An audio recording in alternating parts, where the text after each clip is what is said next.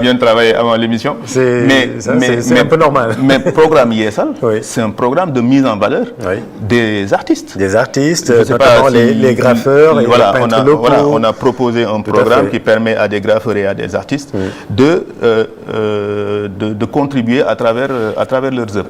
Et il n'y avait pas que le programme Yeesal, il y a d'autres programmes. En tout cas, le programme Yeesal, c'est vraiment intéressant parce que c'est aussi le street art qu'on met en avant, les fresques. C'est un appel à candidature et un concours. Boo xamante ni lancé ngeen ko sélectionné ay graffeurs ay peintres locaux de moins de 35 ans. Et avant Yeesal, c'est-à-dire que aussi les jeunes sont mis en... Et avant Yeesal, on avait lancé le même programme, c'est-à-dire dans chaque région, on avait choisi des jeunes graffeurs et on leur avait demandé de graffer des murs aux couleurs des JOJ. Donc, des JOJ. On fait ce qu'on peut, mais malheureusement, on ne pourra pas satisfaire tout le monde. Alors, il y a une autre polémique aussi, ça concerne la chanson.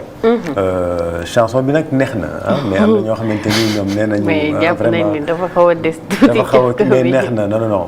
On peut regarder d'ailleurs benn extrait avec la chanteuse donc Mamy Mbaye moom moo gagné donc l'hymne, on va dire hymne des JOJ. Juste un petit extrait après ñu continuer débat bi.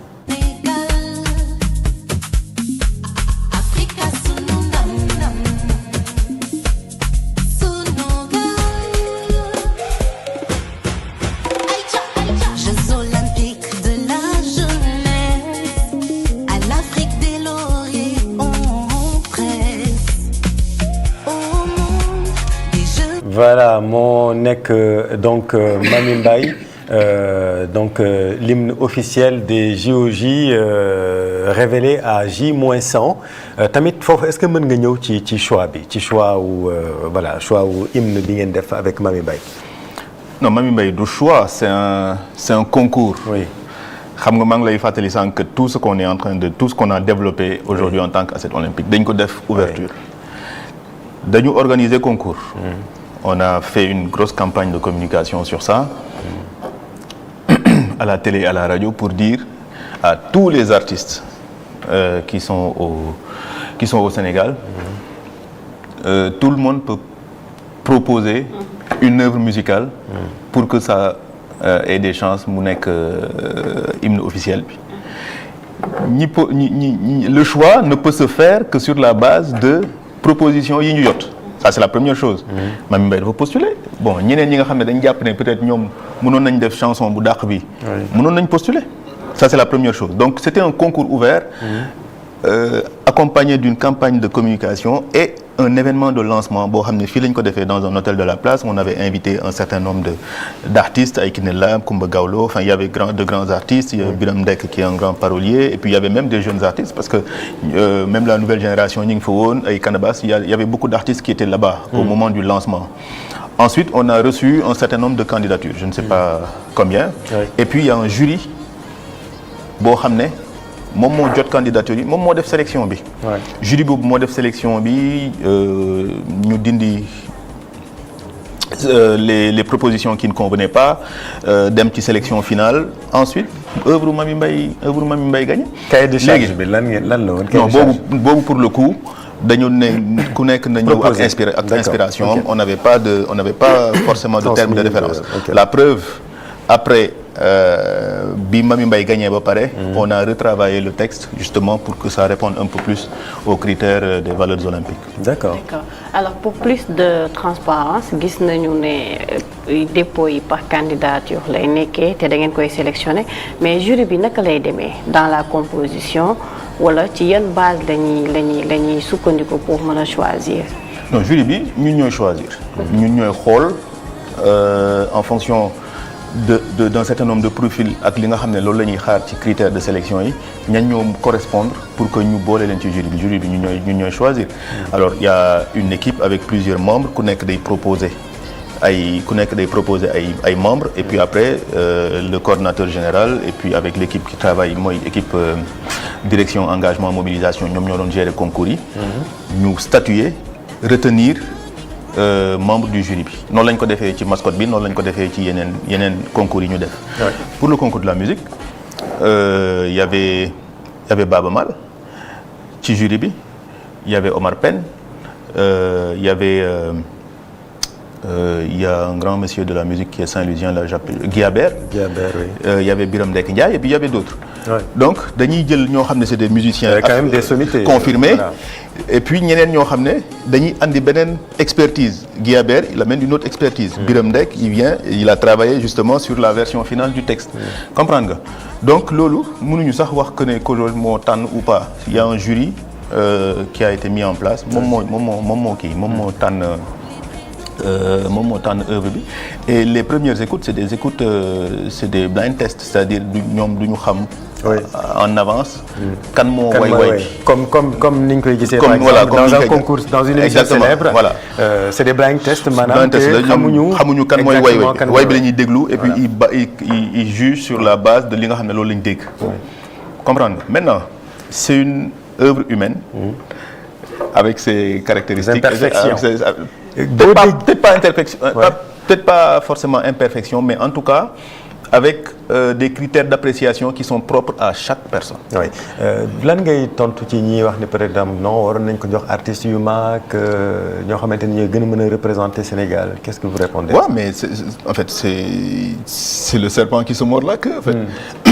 Tey bu ñu tànnoon Youssou Ndour. waa Omar Pène lu tax joxuñu ko Pène boo tànnoon Omar Pène ñu ne la parce que dans les commentaires qu'on voit ñu bëri ñu ngi naan lan moo tax joxuñu ko Baaba Maal lan moo tax joxuñu ko VJ. joxuñu ko Youssou Ndour. Donc loolu la ñu bëggoon éviter. Ouais. Mais Youssou Ndour il était au courant, on va pas l'obliger à participer à un concours comme ça, mais yëgoon na concours bi. Yeneen artistes yëpp yi nga xam ne ñi ngi ci dëkk bi yëgoon nañ concours bi. Maintenant c'est des décisions personnelles ku jàpp ne peut-être t'es pas à un niveau où tu participes à un concours loolu mënuñu si dara. On est d'accord, Youssou Ndour n'est pas à un niveau où il va participer. Mais loolu laa wax moo tax ma wax ko. moo tax ma leeral ko. Youssou Ndour c'est pas voilà. Bon. Mais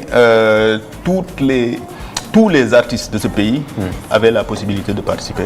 D'accord. Donc on a choisi sur la base de ceux qui ont participé. Alors ça concerne donc l'hymne officiel. On a parlé également de l'affaire Alioune Diagne, si on peut l'appeler ainsi. Am na yeneen nag yoo xamante ni peut-être c'est un peu plus je dirais pas grave mais un peu plus sérieux en tout cas. Ça concerne donc des annulations de marché, notamment annulation du marché des cérémonies. L'ARCOP dafa génn récemment daal di annuler la procédure de passation du marché pour les cérémonies d'ouverture et de clôture en raison des procédures yoo xamante ni dañu jàpp ni ne mu waroon jaarul noonu. À 74 jours est-ce que tey jii mën nga ñu ñëwaat ci processus de réattribution de ce marché-là moo nga xamante ni c'est marché bu am solo la. Ah, si je viens sur la réattribution c'est une réponse qui sera courte. ARCOP moo ko annulé woon moo ko réattribué waat enfin moo nous permettre en tout cas ñu attribué waat ko. Qu'est-ce qui s'est passé? Ce qui s'est passé c'est que de la même façon que li ma doon wax sànq ci concours yi. Il faut rappeler que COJOJ au départ du point de vue de sa constitution. amuloon obligation passer par des procédures de marché. pour attribuer ay marché woon. amuloon obligation bi mais c'est le coordinateur général et le président du COJOJ qui ont dit. Pour notre tranquillité à tous, on n'a qu'à suivre les procédures du code des marchés du Sénégal pour que, en termes de transparence justement, ñu bañ a am benn problème. Et c'est dans ce cadre-là que justement tous les marchés liés à l'organisation des Jeux ont été soumis à des procédures de passation de marché sur la base du code des marchés du Sénégal. Okay. Il y a eu 87 marchés qui ont été passés sur tous les secteurs. 87 marchés. Kenn musu ci dégg dara. du dëgg. Oui. Procédure cérémonie, c'était la même chose. On n'avait pas obligation, mais on avait même obtenu de la part de l'ARCOP de faire du gré à gré. Ah oui? Oui. On avait obtenu de la part de l'ARCOP de faire du gré à gré, donc de choisir le prestataire qu'on veut. Okay. Sur ce marché-là. Sur ce marché bien précis. Sur ce marché bien précis qui concerne les cérémonies. COJOJ a dit non, on va ouvrir. Donc on a contacté quatre prestataires. Oui. Parce qu'il y avait aussi des des structures internationales qui étaient intéressées et puis des structures nationales aussi qui étaient intéressées. Donc on a choisi quatre prestataires. Ces 4 prestataires ont fait